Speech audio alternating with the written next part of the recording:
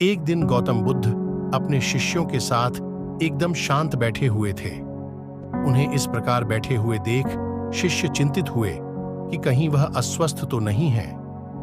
एक शिष्य ने उनसे पूछा कि आज वह मौन क्यों बैठे हैं, क्या शिष्यों से कोई गलती हो गई है?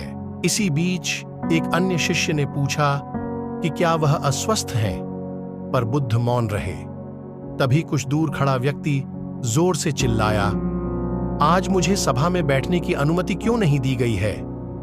बुद्ध आंखें बंद करके ध्यान मग्न हो गए। वह व्यक्ति फिर से चिल्लाया, मुझे प्रवेश की अनुमति क्यों नहीं मिली? इसी बीच एक उदार शिष्य ने उसका पक्ष लेते हुए कहा कि उसे सभा में आने की अनुमति प्रदान की जाए। बुद्ध ने आंखें खोलीं और बोले, नहीं, वह अछूत है, उसे आज्ञा नहीं दी जा सकती। यह सुनकर शिष्यों को बड़ा आश्चर्य हुआ। बुद्ध उनके मन का भाव समझ गए और बोले, हां, वह अछूत है।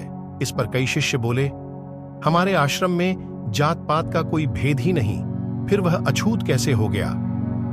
तब बुद्ध ने समझाया, आज वह क्रोधित होकर आया है। क्रोध से जीवन की एकाग्रता भंग होती है। क्रोधी व्यक्ति प्राय मानसिक हिंसा कर बैठता है, इसलिए जब तक वह क्रोध में रहता है तब तक अछूत होता है। इसलिए उसे कुछ समय एकांत में खड़े रहना चाहिए।